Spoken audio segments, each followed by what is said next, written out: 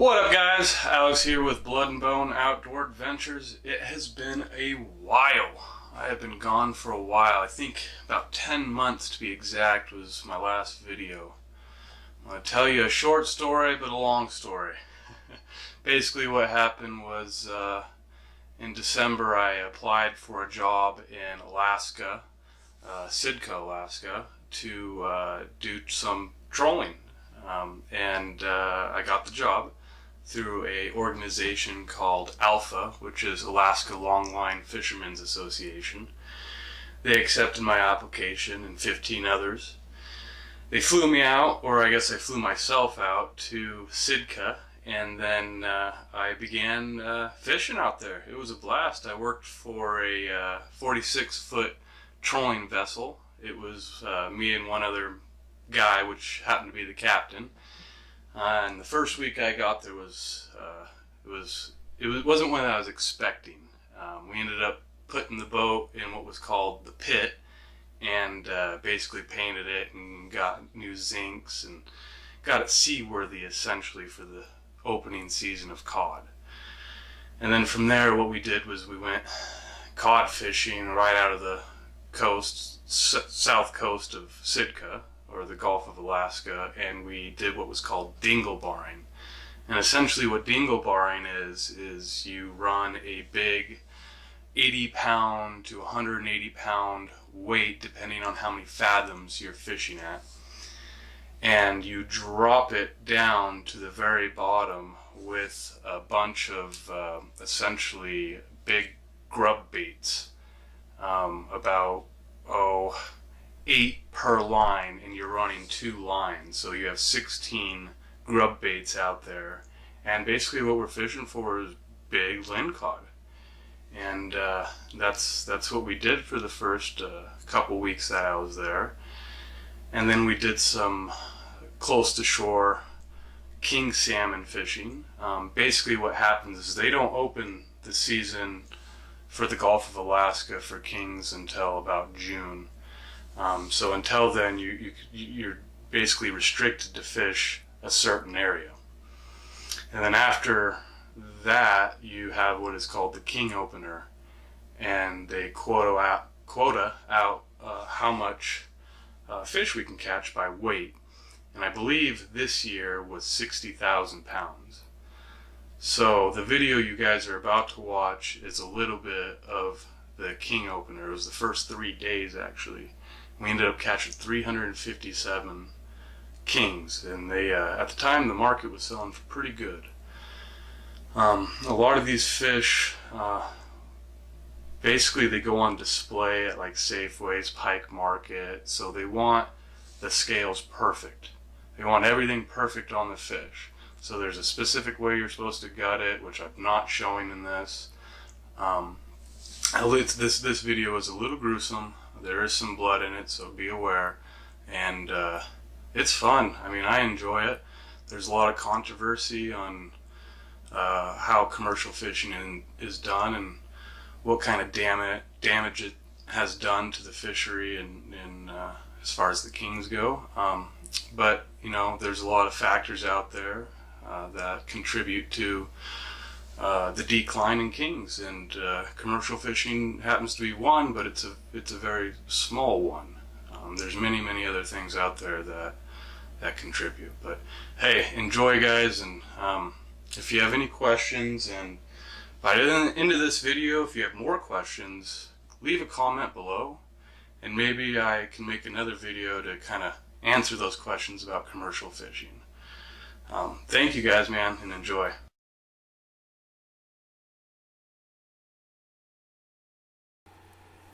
How you doing, guys? Alex here with Blood and Bone Outdoor Adventures. I just wanted to show you guys what I was up to out in the Gulf of Alaska. As I told you earlier in this video, we are about 75 nautical miles from Mount Fairweather, in the Pacific Ocean. What I'm doing right here is running a troll line fishing for kings. Kings in this particular area need to be around 28 inches to keep. The average king we were catching in this area happened to be around 18 pounds. We were catching around 100 fish a day was our average. And by the end of the trip, we caught 357 kings that averaged 18 pounds of fish. The reason why we use gaffs to catch the fish instead of nets is for the fact when we go to sell them in the market, they don't want these fish to have net marks on them. They don't want any blemishes. Basically what they want is the fish to look exactly the same as when it came out of the water. So the object here is not only to keep the fish as intact as we possibly can, but we also don't want to damage the meat, so we always hit the fish in the head with the gaff. Right here I'm measuring to make sure it's 28 inches, which by this time I'm pretty comfortable in my, just my eye measurements. Basically what happens though is when you go to the market and Alaska Fish and Game will measure each and every fish, and if it's under the legal size of 28 inches, then you're basically they fine you a large amount of money, and if you get fined multiple times, they could take your license away. We typically use herring when running these lines, these trolling lines with flashers. We also run hoochies, which we give nicknames based on how well they do. We also use spoons. That's a well used lure. All these fish are hand lined in. No rod and reel, no nets. Right here is what we call a dogfish. It's a type of shark that lives about 70 to 80 fathoms deep, and that's what we are actually fishing at. A fathom is about, 1 fathom is